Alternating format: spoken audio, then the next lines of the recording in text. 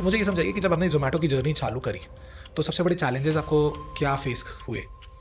First challenges मेरा घर से निकलना है, सेकंड चैलेंजेस डिलीवरी करना है। सो आप जैसे स्पोर्ट्स वगैरह भी खेलते हैं, जी तो स्पोर्ट्स में आप क्या क्या खेलते हैं?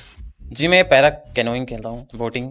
तो अगर अभी आपको 30 सेकेंड मिलते हैं मोदी जी के साथ, जी ठीक है, और आपको एक मौका मिलता है जहाँ पे आप अपने प्रॉब्लम्स को उनके साथ रख सको या आप पैरा स्पोर्ट्स को लेके आप कुछ कह सको, तो आप क्या कहना चाहोगे? फर्स्ट रैम्प बनवाएं।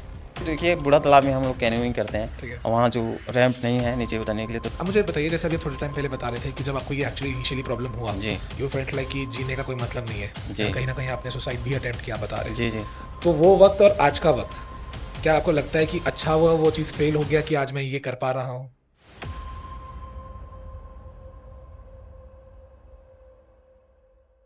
आमिर खान की एक मूवी है सितारे ज़मीं पर, उसके क्लाइमैक्स में ना जो उनकी टीम होती है वो बास्केट करने के लिए बॉल फेंकती है, बट किसी किस्मत से वो बास्केट नहीं होता है एंड वो सेकंड आते हैं। आमिर खान बहुत उदास हो जाता है, बट जो उनकी पूरी टीम होती है वो चीयरफुल तरीके से बहुत ज़ोर शोर से खुशी मना रही होती है, वो बहुत खुश होते हैं। तो आमिर खान उनसे पूछते हैं, अरे हम हार गए, तुम खुश क्यों हो रहे हो? तो उसमें से एक बच्ची आती है और वो कहती है, सर हम हारे कहाँ हैं, हम तो सेकंड आए ना, हम जीत गए हैं। तो फिर इसलिए दूसरा बच्चा आता है और कहता है, सर मम्मी कहती है एक से भले दो। एंड देन आमिर खान को रियलाइज होता है कि इट्स नॉट अबाउट कि आप फर्स्ट आ रहे हो कि नहीं। सक्सेस का मतलब हमेशा ये नहीं होता कि आप फर्स्ट आ रहे हो, it's important how you see it. उन बच्चों ने अपने लिए तो खुश हुआ ही हुआ, एट द सेम टाइम जो लोग फर्स्ट आए थे उनके लिए वो ज़्यादा खुश हुए। तो it's very much important to understand, और ये सीखने की ज़रूरत हर इंसान को है कि जीत का मतलब हमेशा ये नहीं होता कि आप क्या अचीव कर चुके हो। कभी कभार हर छोटी चीज़ों में वो जीत होती है।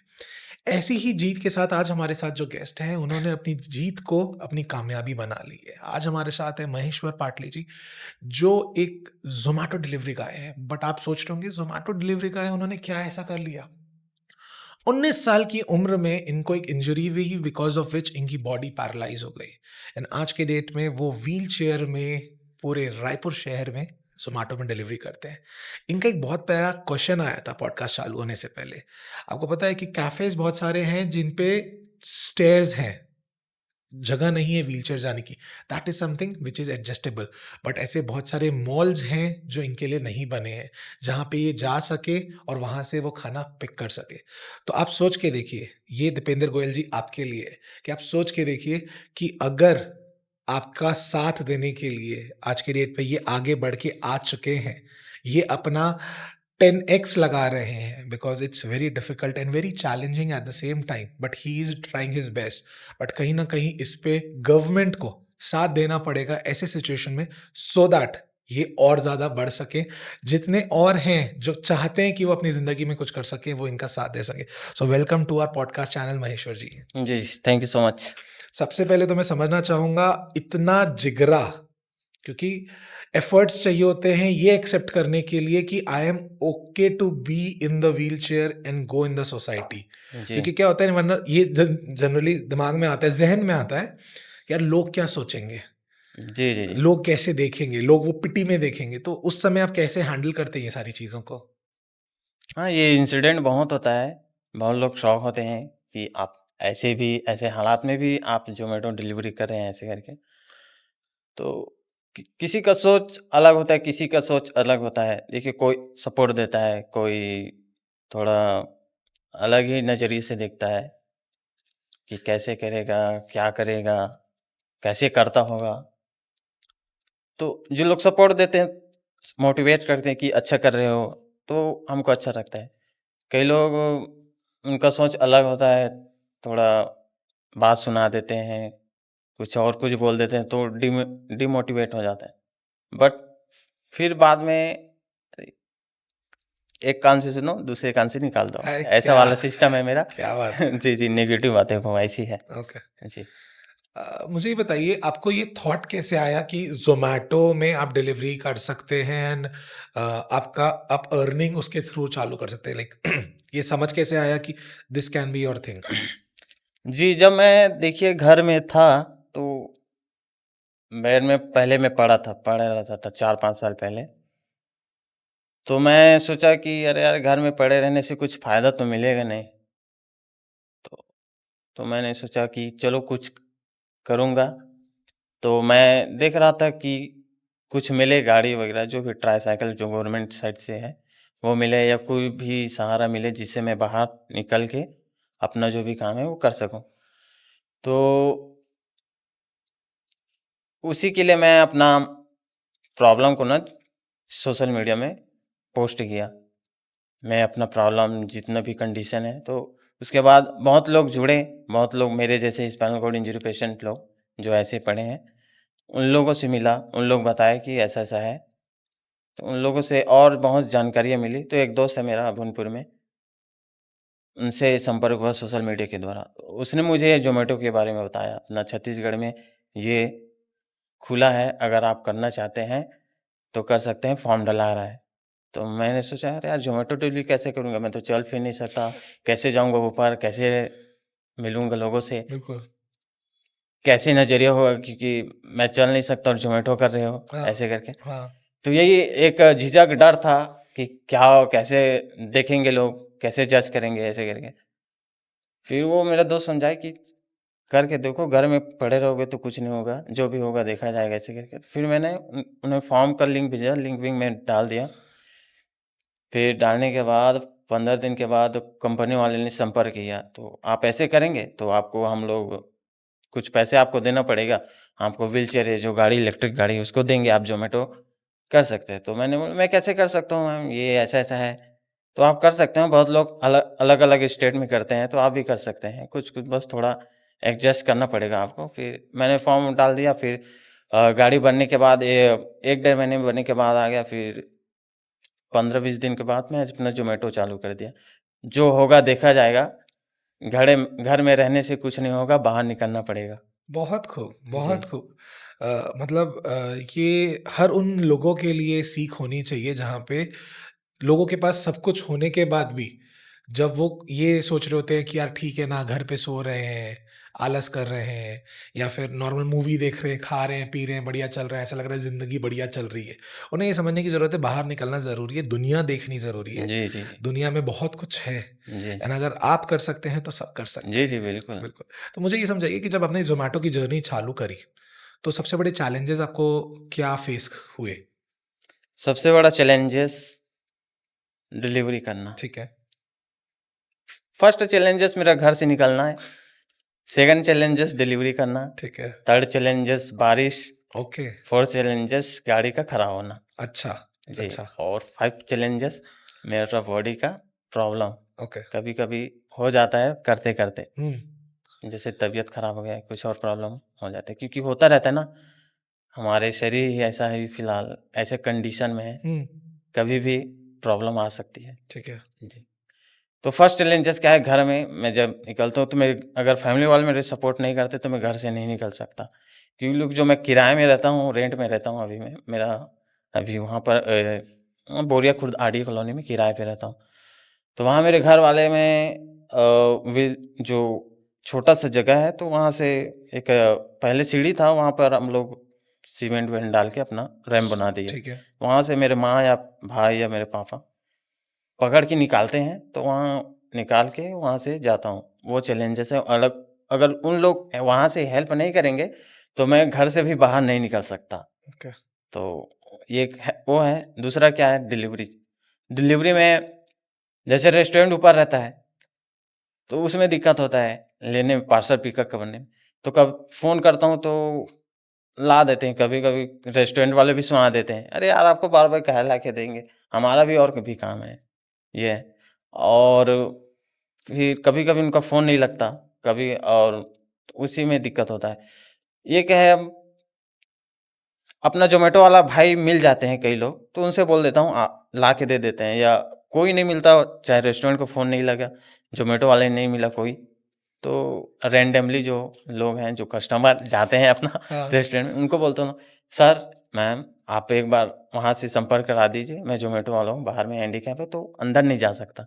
तो जो रेस्टोरेंट वाले निकल के ला के देते हैं, मैं अपना आईडी-वाईडी बताता बहुत हूँ, खूब। वो ला के पार्सल दे देते हैं, पिकअप करके फिर घर चल अपना डिलीवरी लोकेशन चला जाता हूँ। वहाँ जाने के बाद अब कोई कस्टमर फ्लैट में रहता है, कोई कस्टमर नॉर्मल ग्राउंड फ्लोर में रहता है, तो कई लोग तो समझते हैं, कई लोग नहीं समझते हैं, क्योंकि हर इंसान एक जैसा नहीं होता, सबकी सोच अलग-अलग होती है।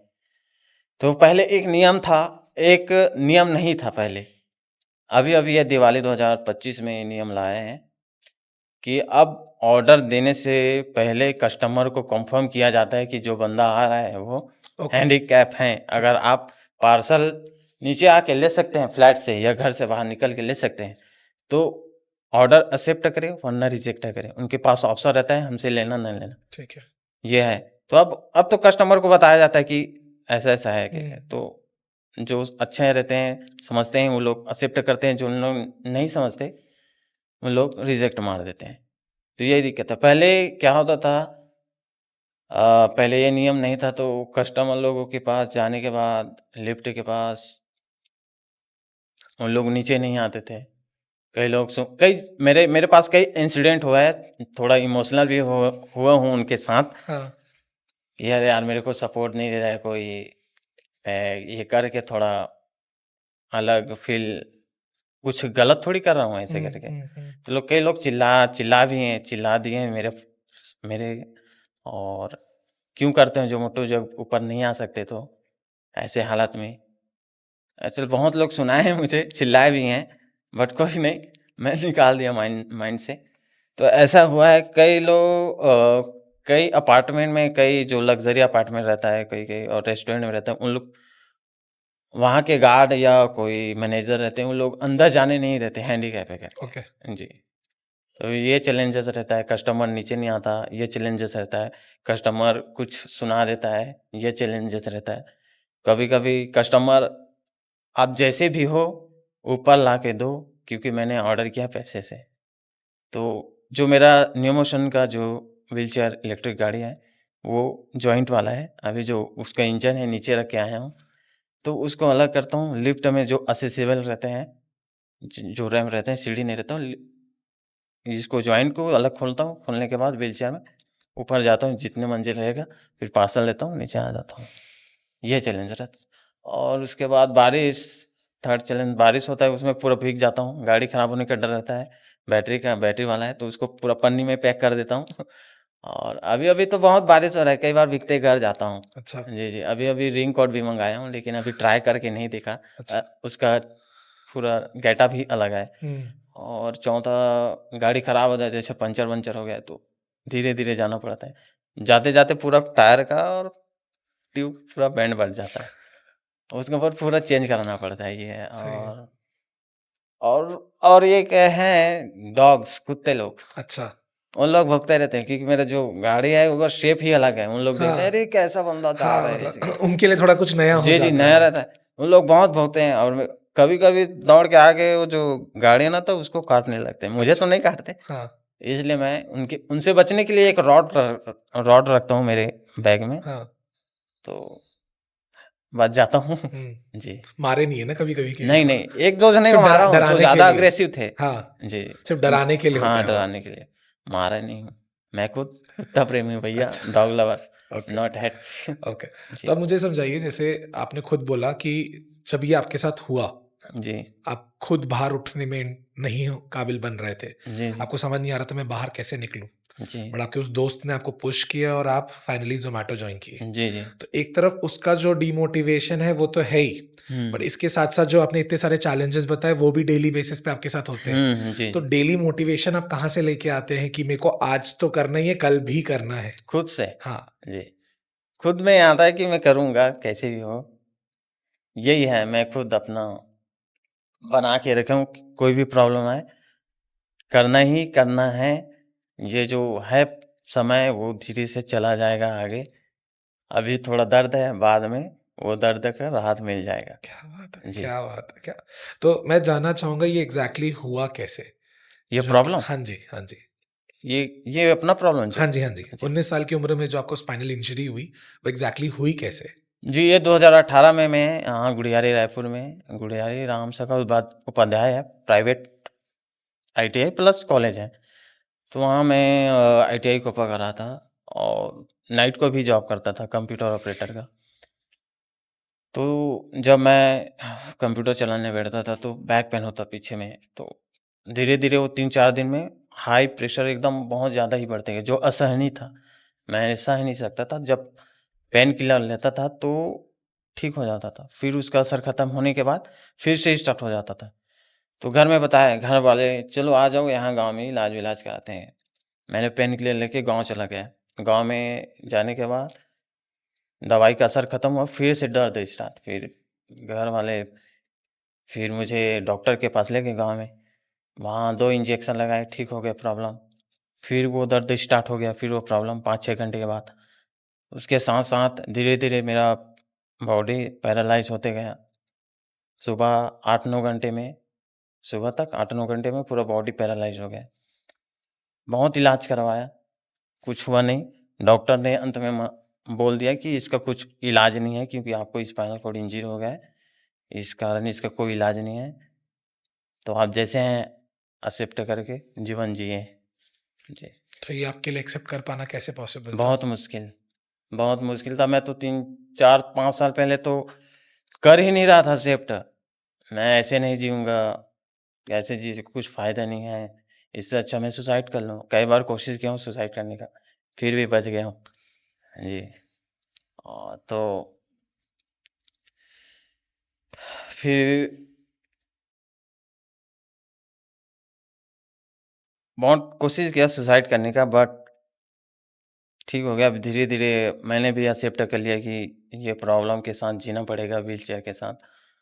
हाँ, थोड़ा खराब लगता था कि बाहर निकलने कैसा सोचेगा लोग, क्या करेंगे लोग, ऐसे करके। फिर फैमिली वाले भी लोग सपोर्ट दिए।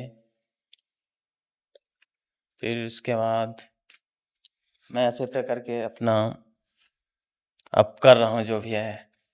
जनरली ऐसे सिचुएशन में जब भी कोई इंसान के साथ होता है, तो वो तो जो हैंडल कर रहा है चीज़ें वो तो डेफ़िनेटली, बट उसके साथ-साथ परिवार भी उसका काफ़ी इफ़ेक्ट करता है। हुँ। तो बाकी फैमिली मेंबर्स का क्या कहना था यार? उनका कैसा इस पे रिस्पॉन्स देखिए, रहा ये था? प्रॉब्लम होने के बाद मानसिक, आर्थिक और शारीरिक तीनों में प्रॉब्लम जब से हुआ तब से स्टार्ट हो गया। पहले तो मैं ठीक था तो कोई दिक्कत नहीं थी, जैसा चल रहा था।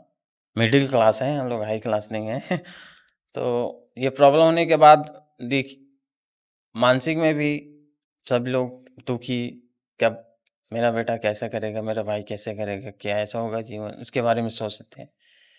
शारीरिक उनका मेरे ख्याल रखते-रखते उन लोगों का भी हेल्थ में प्रॉब्लम आता था, क्योंकि पहले ज़्यादा मुझे वो मतलब केयर करना पड़ता था, अब उतना ज़्यादा नहीं करना पड़ता, क्योंकि इंडिपेंडेंट हो गया हूँ अब मैं, बहुत चीज़ें कर के, सीख-सीख के।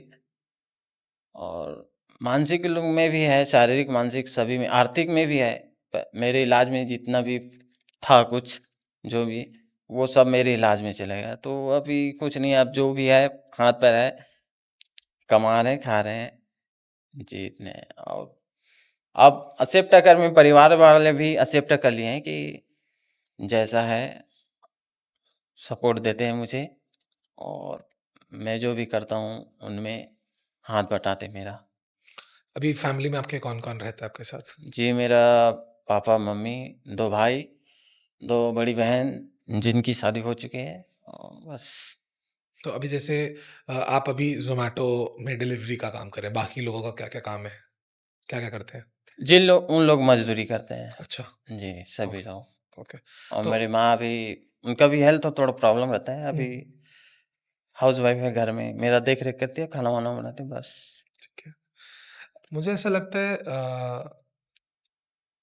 बहुत जिगरा चाहिए होता है उस माँ को, ये समझने के लिए और एक्सेप्ट करने के लिए कि चीज़ें क्या जी, है, जी। कैसी है।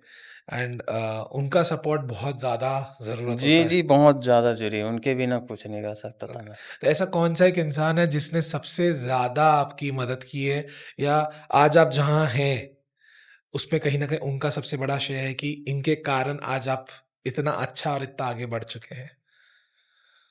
मैं कहूँगा तो मेरी माँ ही है। जी, जी। क्योंकि वो मेरी हर बात को समझती है। हुँ, जी, जी। बिना माँगे दे देती है। हुँ, वो क्या ज़रूरत है उनको, क्या ज़रूरत नहीं है। जी। बहुत उसके बाद मेरे पापा, मेरे भाई, मेरी फैमिली बस। जी। ओके।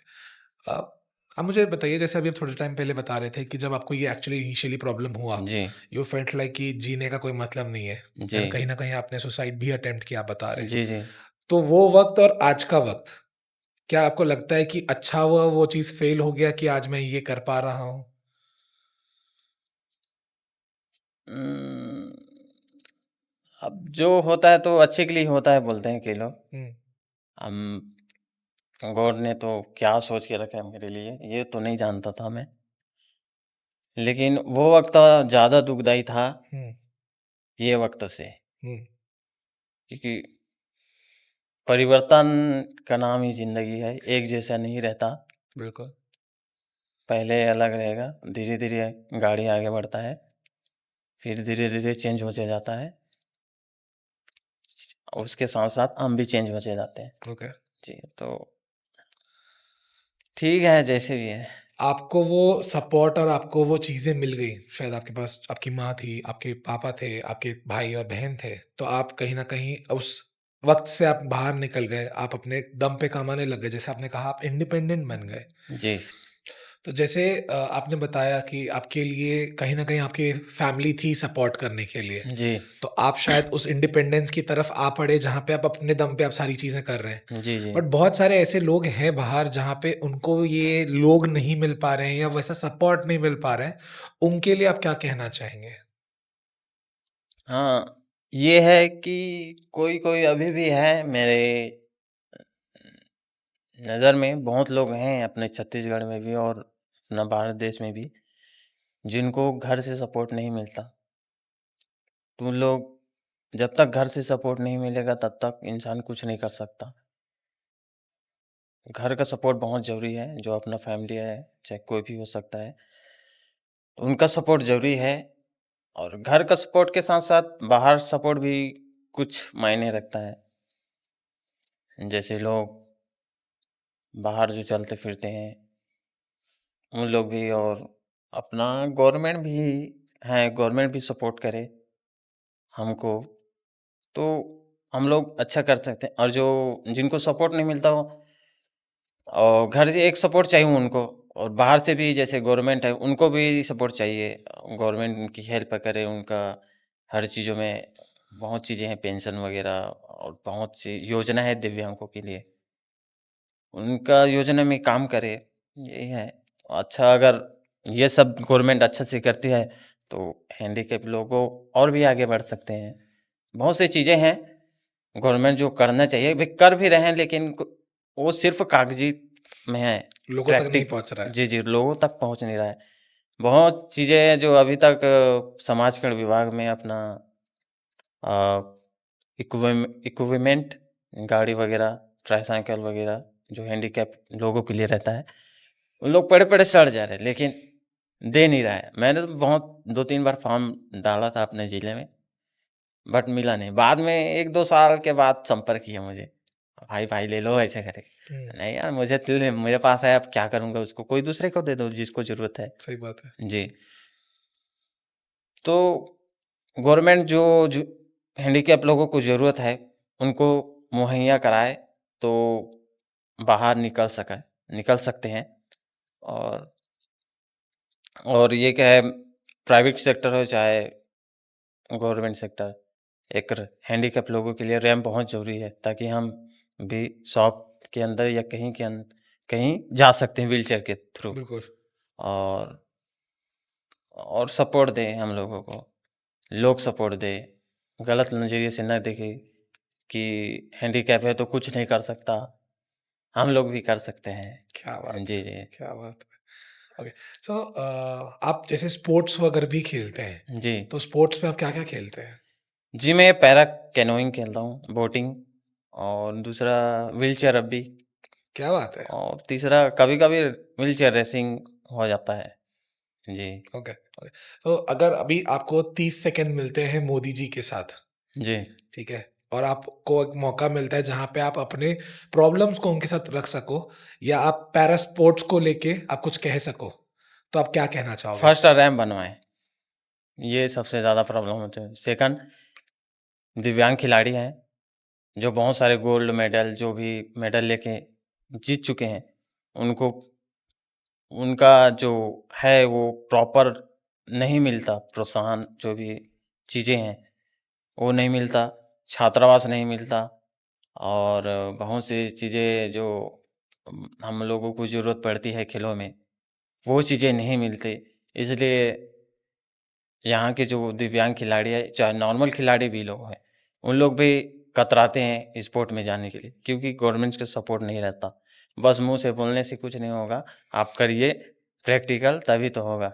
ओके। जी, तो इसमें हम ये कह सकते हैं कि आप बोल तो दे रहे हैं, हाँ, पर करने के टाइम पे वो चीज़ें करने एग्ज़ीक्यूट जी, नहीं हो रही है। अभी-अभी देखिए बूढ़ा तालाब में हम लोग कैनोइंग करते हैं, ठीक है। वहाँ जो रैंप नहीं है नीचे उतरने के लिए तो जो नॉर्मल लड़के लोग हैं, लोग हमको उठा के नीचे तक लेके जाते हैं। नीचे तक ले जाते हैं, टी हाँ, में एक पानी में रहता है, हाँ। उसी में लेके जाते हैं। तो उसमें गिरने में दिक्कत रहता है। हम लोग यहाँ का जो महापौर हैं मिन्नल चौबे, उनको आवेदन दे चुके हैं, पता नहीं अब कब बनेगा, वही लोग जानेंगे। तो मैं चाहूँगा दर्शकों मीनल चौबे जी को टैग करें और उन्हें ये बताएँ कि उनका सपोर्ट अगर रहेगा, तो बहुत सारे ऐसे खिलाड़ी हैं जो नेशनल्स तक जा सकते हैं, इंटरनेशनल खेल सकते हैं। उनका सिर्फ़ सपोर्ट रिक्वायर्ड है और ज़्यादा नहीं, सिर्फ़ एक रैंप की रिक्वायरमेंट है। जी, जी। बहुत खूब।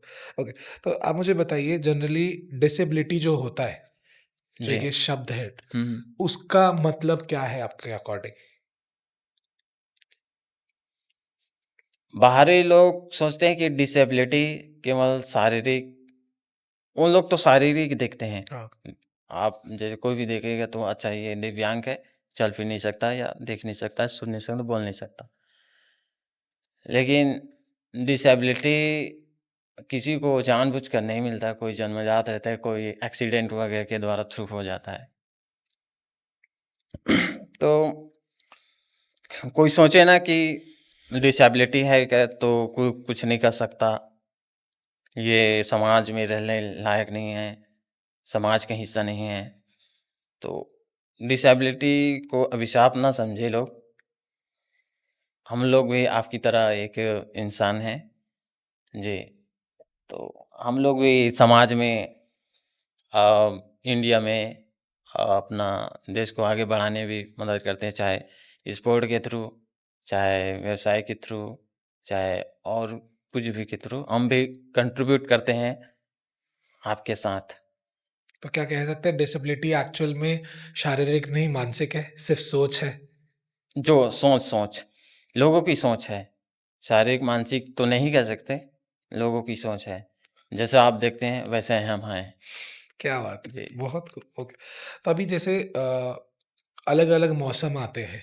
गर्मी आती है तो बहुत ज़्यादा धूप होता है, बारिश में जैसे आपने बताया बारिश की तकलीफ़ें होती है, ठंडी हो ऐसे ऐसे सारे टाइम में डिलीवरी कर पाना क्या आसान होता है?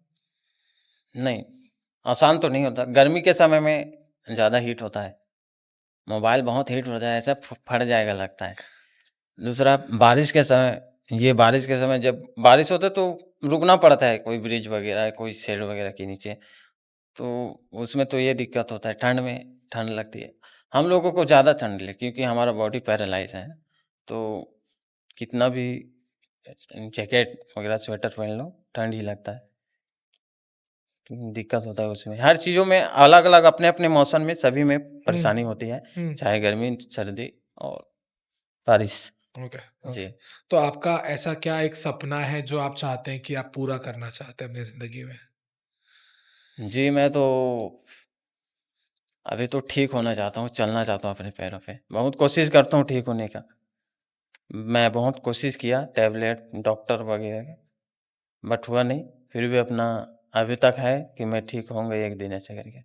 तो ठीक होने की कोशिश करता हूँ। दूसरा है अपना अपना जिला, गाँव, देश, अपना राज्य के लिए मेडल लाना चाहता हूँ, जो भी जिसमें भी क्या गेम बात है! खेल रहा हूँ स्पोर्ट में, वो है और मैं अपने परिवार वालों को आगे बढ़ाना चाहता हूँ। बहुत खूब। और अपने दिव्यांग भाइयों के लिए भी बहुत कुछ करना चाहता हूँ, जो पिछड़ चुके हैं, जिनको सपोर्ट नहीं मिलता, उनको सपोर्ट करना चाहता हूँ। जी। क्या बात है! अगर अभी आपको मैं मौका दूँ कि पूरी दर्शकें आपको सुन रहे हैं, उनको आप क्या कहना चाहेंगे आप सबके लिए? क्योंकि जब लोग आपको बहुत सिम्पैथी के साथ या पिटी के साथ देखते हैं कि यार ये तो दिव्यांग है, तो जी। ऐसे में आप उनको क्या कहना चाहेंगे? हम लोगों को दया भावना से मत देखो, हम लोग भी एक इंसान हैं, तो हम लोग अपने टैलेंट, अपना जो जुनून है, उनके हिसाब से हमको सपोर्ट कीजिए, बस दया भावना से मत देखिए। क्या बात है। ये ओके, आपके लिए ना एक छोटा-सा रैपिड फायर प्लान किया हुआ है। जी, जी। रैपिड फायर कैसा होता है कि मैं फटाफट क्वेश्चन पूछूँगा, आपको फट से उसका आंसर देना है। जी, जी, जी। 1 शब्द, 2 शब्द में आंसर देना है, ठीक है? तो पहला क्वेश्चन है आपके लिए कि आपकी कौन-सी ऐसी फ़ेवरेट मूवी है जिसने आपको सबसे ज़्यादा मोटिवेट किया है? Champion, Chandu champion. Chandu ji, champion. Okay, ऐसा कोई सा स्पोर्ट्स पर्सन है जो आपको बहुत फ़ेवरेट है? नीरज चोपड़ा। बहुत खूब। इंडिया के लिए अगर मेडल जीत जाएँगे तो सबसे पहले किसको कॉल करेंगे? अपना फैमिली, माँ। एक चीज़ जो आप ज़िंदगी में कभी नहीं छोड़ना चाहेंगे, वो क्या होगा? दूसरों की हेल्प करना। अ, अगर अपने आप को एक शब्द में डिफाइन करें, तो आप क्या कहेंगे अपने आप के लिए? हाँ, मैं ये कर सकता हूँ। बहुत खूब, बहुत खूब। पाटली जी, एक चीज़ तो समझ आ गया कि जी, आपके अंदर एक्चुअल में जिगरा है जी, और वो सोच है जी, कि आप रुकेंगे नहीं और आप रुकना नहीं चाहते हैं जी, और दोनों में बहुत फ़र्क होता है और आपके अंदर वो दोनों है। एंड बहुत अच्छा कर रहे हैं आप, ठीक है? ये कोई जैसे आपने कहा कि हमें समय में क्या आपने एक शब्द बोला था पिटी से मत देखिए आप मुझे, सिम्पैथी मत हाँ, दीजिए। सिम्पैथी से मत हाँ, देखिए। तो मैं उस वे में नहीं बोल रहा हूँ बट सच्ची बता रहा हूँ कि एक्चुअल में एफर्ट्स लगते हैं, अपने आप को एक लाइफ़ बदलते हुए में देखने का, जी, जहाँ जी, एक आप प्रॉपर 9 टू 5 का पढ़ाई भी किया करते थे, फिर जॉब भी किया करते थे, नॉर्मल चल फिर सकते थे वर्सेस जो आप अब कर पा रहे हैं। पर एक चीज़ है कि बहुत अच्छी सोच है आपकी कि आपको रुकना नहीं है, आपको कुछ करके दिखाना है, इंडिया के लिए कुछ करके दिखाना है। जी, जी, बिल्कुल। एंड बाकी जो भी लोग हैं जिनको वो मोटिवेशन नहीं मिल पा रही है आगे बढ़ने की, आप उन्हें वो मोटिवेशन भी देना चाहते हैं। जी, जी। तो आप बहुत अच्छा कर रहे हैं और आप ऐसे ही करते रहें, हम आपके साथ हैं इस चीज़ के जी, लिए। बिल्कुल, thank you so much sir. बहुत-बहुत शुक्रिया अपना वक़्त देने के लिए एंड इस जी, पॉडकास्ट चैनल में आने के लिए। जी, जी, जी। Thank you. अगर आपको इस टाइप की कहानियाँ और सुननी और ये समझना हो कि महेश्वर पाटली जी करते क्या हैं, तो एक बार ज़रूर कमेंट में डालिए और हम उनका आपको पूरा बायो बताएँगे। Stay tuned for more.